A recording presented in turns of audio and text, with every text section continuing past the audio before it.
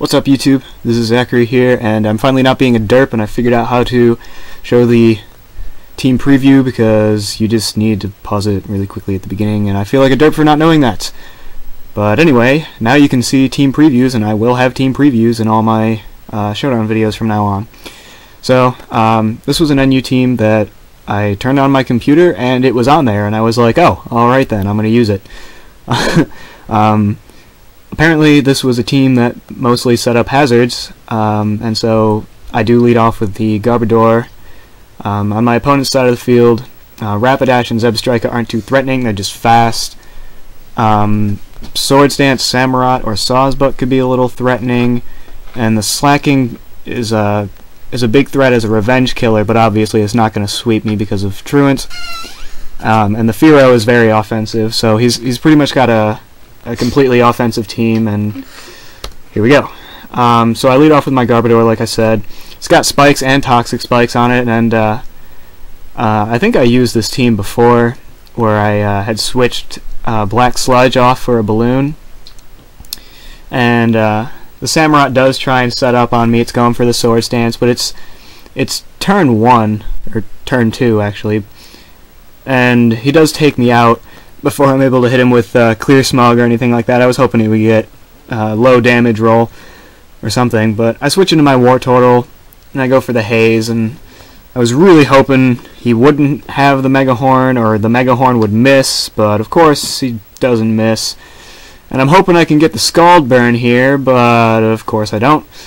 Not a big deal though. The Haze reset his stats, so my Regirock is gonna pretty much wall this Samurott. I mean, Waterfall will still do a lot, but without the Sword Stance up, yeah, it only does 35% right there. And I get up the Stealth Rocks. So now I've got the most amount of hazards I'm going to get up this game. And I just T-Wave the Samurott. I'm sure it's probably got the Aqua Jet, or it might have another move. Oh yeah, it does have the Aqua Jet. And basically I've forced it to use the Aqua Jet in order to outspeed anything on my team, which is nice because the Aqua Jet is not very powerful compared to Waterfall, especially without the Sword Stance up. So I can kind of go into whatever I want to take it out. And I go into Vanillux here, hoping to set up on it because it is paralyzed and he's probably just going to keep going for Aqua Jet. So I get off the Autotomize to raise my speed, and he does just keep going for the Aqua Jet. And the Signal Beam looks like it's a 2-hit KO. And he goes for the Aqua Jet again, and I Signal Beam again. So now he makes a good play, goes into the Rapidash, and see right here, this is why after this battle, or maybe after a couple more battles, I changed Signal Beam to Hidden Power Ground, because otherwise I can't do anything against fire types, and if I had had the HP Ground I could have easily swept through the rest of his team, because could have taken out Fearow with Ice Beam, and Sawsbuck with Ice Beam, and Hidden Power Ground would have gotten Zebstrika, Ice Beam would have gotten Slaking with its low special defense, but that doesn't happen, and I get taken out by Flare Blitz. But I take out his Rapidash dies, and on the double down I send out Golurk, and I take out his Fearow. I am a bulky Golurk with max attack, that's why this Slaking does hardly anything to me with its Earthquake, and I Drain Punch, get some HP back. And thanks to my entry hazard support, everything that's switching in is taking a lot of damage, and right here I go for the Earthquake knowing that it will kill the Slaking anyways, and that he might want to switch into Zebstrika knowing that he'll be faster and try to get off maybe an HP Grass or something like that. So I predicted him there. He has to switch the Slaking back in, and it just dies off to entry hazards. And this Horn Leech almost kills me. It was so close, but it didn't. And then Drain Punch brings it down. And it didn't matter. If it had killed me, I would have brought in Pinsir and X-Scissored this Sawsbuck, and it would have been fine. But he actually ends up dying off to Toxic right there. And that's the battle. What's up, YouTube? This is a battle with the same team that you just saw.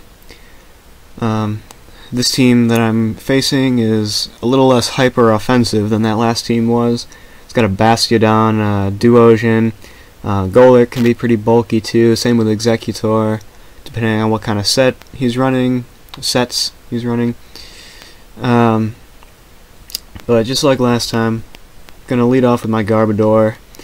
The threats that I have to watch out for are that Caracosta setting up with Shell Smash, and also maybe a banded Sock. So just like before, I start by setting up some Toxic Spikes and some Spikes, and he sets up his rocks as he roars me out into my spinner, which is pretty much perfect for me. And I go for the Scald straight off the bat. I guess he predicted me to go for the Scald first instead of for the Rapid Spin, which I go for now, because maybe he thought the switch to Golurk was too obvious, so he thought I would go for the Scald instead. Either way, he gets a hefty chunk on me, but I get a lucky burn on him, and I ended up in a slightly bad matchup against this Executor, and knowing that this thing can kind of destroy my team, I go ahead and Scald it just to get some damage on it, because it's already poisoned. But he actually sets up a Trick Room, and not wanting to get a special attack drop, he goes for the Psychic over the Leaf Storm, which I live on 1%, so I take him down pretty low. He has a Lychee Berry, which is increasing his attack, which I don't... that's not beneficial at all for him. It's one of those, what is it, random stat boosting or whatever. But I switch into my Regirock hoping I can live a hit and get up my rocks, but he just straight up takes me out before he dies. I guess he figured it doesn't matter if he gets a special attack drop because he's gonna die anyways. So I switch in on this Golurk. It's a double down, so switching to Garbodor to set up more hazards, and his Golurk starts doing some damage to me. I thought it was gonna go for the EQ after it hit me and popped my balloon, but he doesn't. But anyway, I get up my third layer of spikes, and he switches into the Bastiodon because I switch into my pincers. He takes out my Garbodor, and he switches in Bastiodon, which is not going to take an Earthquake. And after the +1, his Sock isn't going to take an Earthquake either without Sturdy because of my entry hazards. And then this Duosion does end up taking an Earthquake, even though I'm at +2. Lives it on 1%, but he's not Magic Guard, so I'm assuming he's what is that? Regenerator, because he takes all the entry hazard damage, and so after he dies off, he switches in the Caracosta, which nails my Pinsir because the Trick Room is up, which was a critical play on his part, getting that Trick Room up, and does a lot to my Golurk. And then his Golurk outslows my Golurk, obviously, because his Golurk is part of a Trick Room team. And then it survives. It survives the poison on 1%. Still has 1 turn of Trick Room up. Outspeeds and crits my Vanillix. Now, I don't... depending on if he was max attack, then that crit did not matter. I do not have any investment in Vanillix, and Golurk's pretty powerful. Now, if he didn't have any attack investment, then I would have survived, but he was probably max attack. So that was really, really close, and in the chat we were both like, man, that was really, really close. But nonetheless, it was a good battle. I mean, if you went by in-game mechanics, that was a tie, because his Golurk would have died to the poison after the turn ended, but whatever. I lost. No big deal. It was really, really close. It was still a fun battle and all that, so later.